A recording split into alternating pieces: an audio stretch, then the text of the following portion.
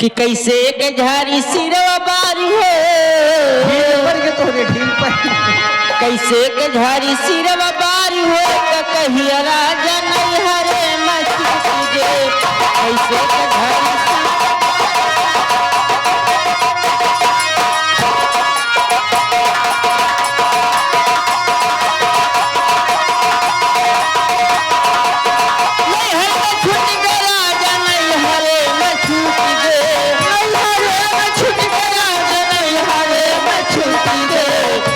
से के झारी सिरवा पार हो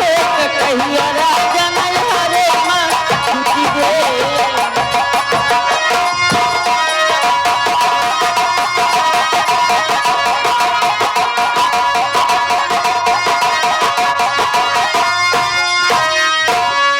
हे जाई कहा अपने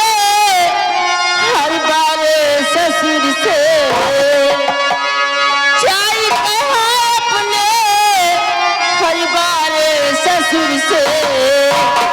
कहीं के कैला रोजगारी हो